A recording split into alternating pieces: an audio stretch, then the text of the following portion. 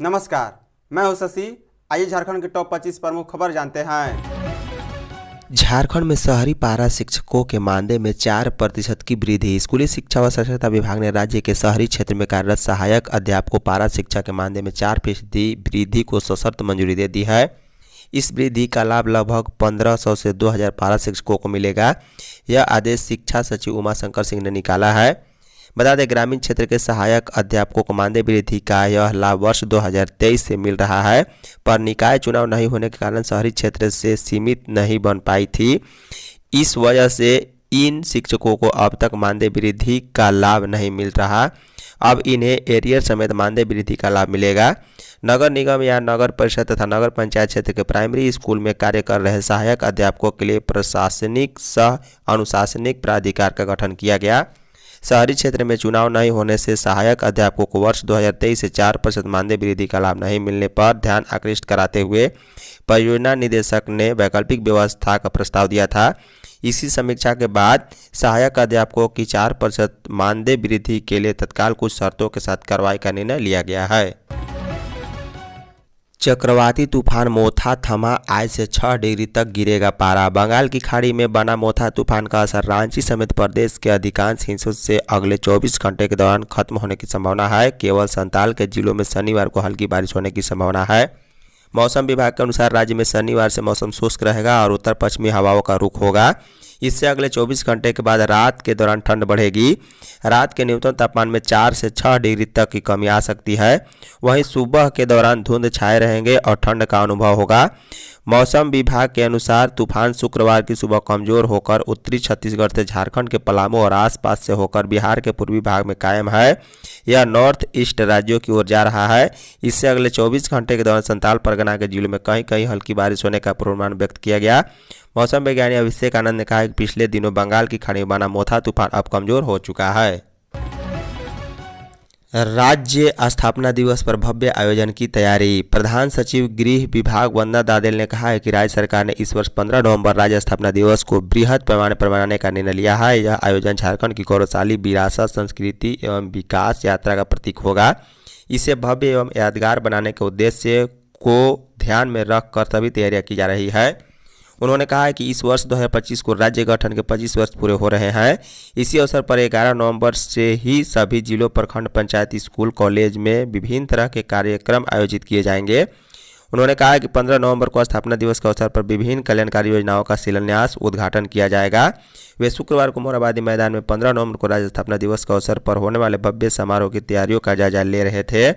वहीं प्रधान सचिव वंदना दादेल ने पदाधिकारियों को निर्देश दिया है कि समारोह से जुड़ी सभी तैयारियां समयबद्ध एवं सुनियोजित तरीके से पूरी की जाए।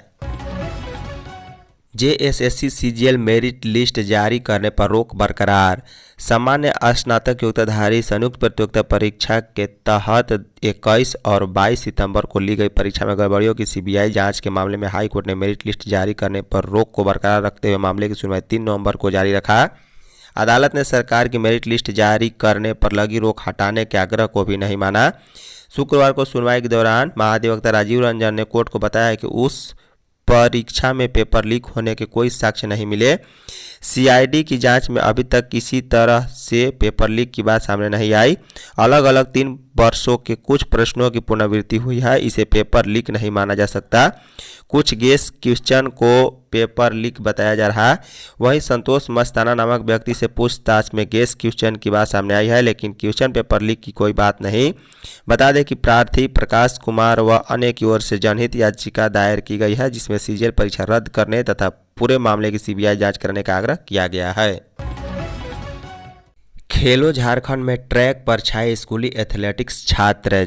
खेलो झारखंड स्कूली एथलेटिक्स प्रतियोगिता के दूसरे दिन शुक्रवार को मोरहाबादी के एथलेटिक्स स्टेडियम में ट्रैक और फील्ड इवेंट में अंडर 14, 17 व 19 बालक बालिका वर्ग में खिलाड़ियों ने शानदार प्रदर्शन किया।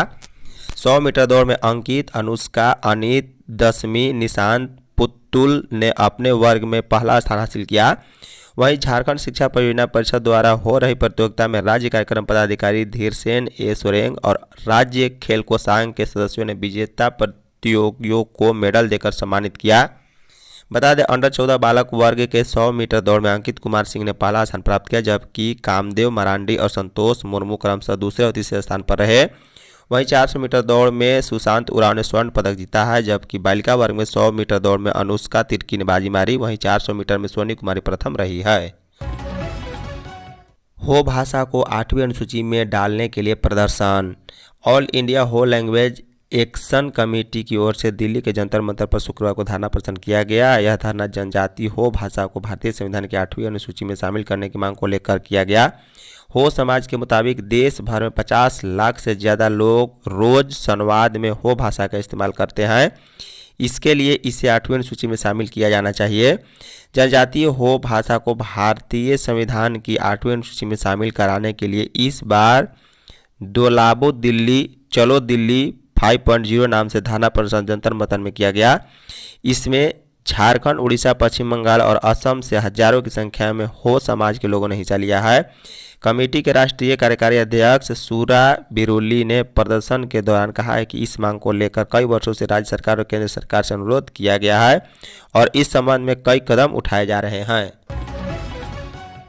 पश्चिमी सिंहभूम में चलती ट्रेन से युवक की मौत। चक्रधरपुर रेल मंडल के बड़ा बाम्बो और चक्रधरपुर रेलवे स्टेशन के बीच पारिया नाला के समीप शुक्रवार सुबह एक युवक का क्षत-विक्षत शव रेलवे ट्रैक पर मिला है। मृतक की पहचान कुचाई प्रखंड के तिलोपदा पंचायत अंतर्गत जोगीडीह गांव निवासी रमेश चित्रकार के रूप में की गई। सुबह करीब 6 बजे पारिया गांव के कुछ लोगों ने ट्रैक पर पड़ा शव को देखा और तुरंत आमदा ओपी पुलिस को सूचना दी है।